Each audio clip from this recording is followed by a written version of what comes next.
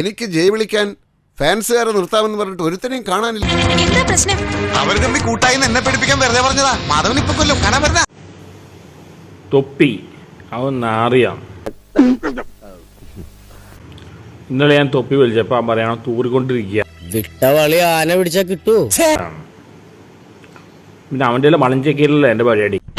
പിന്നെ നിന്റെയൊക്കെ മലം പരിശോധിക്കില്ല എന്റെ ജോലി. തൊപ്പി വേറെ ഒരേ കാറ്റഗറിയാണ്. നമ്മളെയാണല്ലോ മച്ചമ്പി. തൊപ്പി പൈസ ഇല്ലാതെ ഒരു ഉണ്ടയും ചെയ്യില്ല. കുറച്ചുകൂടെ മാന്യതയോടെ സംസാരിക്കണം. ഞാനൊരു സെലിബ്രിറ്റിയാണ്, അത് ഓർമ്മ വേണം. വെറും ഷോഫ്, വെറുതെ പണം ഉണ്ടാക്കാനുള്ള പരിപാടിയാണ്. ജനങ്ങളെ പറ്റിക്കുകയാണ്. നാട് മുഴുവൻ ഇറങ്ങി മനുഷ്യനെ പറ്റിച്ച് ജീവിക്കാതെ ഇറങ്ങി പോടാ തെണ്ടി. പറ്റിയാണോ? ഏതോ തുടർ നാടകമാണ്. തൊപ്പി യൂറോപ്പിലേക്ക് പോകേണ്ടേ ആയിരുന്നു. പക്ഷെ തൊപ്പി പോകാതിരിക്കാൻ കാരണം കേരളത്തിലെ ജനങ്ങളോടുള്ള സ്നേഹം കൊണ്ടാണ്. 1000 അവാർഡുകളെക്കാളും ഞാൻ വിലമതിക്കുന്നത് നിങ്ങളുടെ ഈ സ്നേഹത്തെയാണ്. നിങ്ങളാണ് എന്നെ വളർത്തിയത്. നിങ്ങൾ തന്ന ഊർജമാണ് ഈ സിരകളിലൂടെ ഒഴുകുന്നത്. തൊപ്പി അണിജോസ്വരയും ഐക്യയുടെ കാര്യത്തിൽ മത്സരത്തിലാണ്. തൊപ്പി അത്ര പാവമൊന്നല്ല.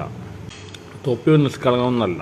ഈ നിഷ്കളങ്കമായ മുഖത്തേക്കൊന്ന് നോക്കടാ ഈശ്വര, എന്തൊരു ചൈതന്യം. ഇവനല്ല ആരെ വൈറലാക്കിയത്? ഒരു പണിയിലാണെന്ന പാട്ടി. ഞാൻ പോയി വരട്ടെ മക്കളെ. 2-ാം തീയതി വരാം. ഏത് മാസം? എല്ലാ മാസവും 2-ാം തീയതി ഉണ്ടല്ലോ.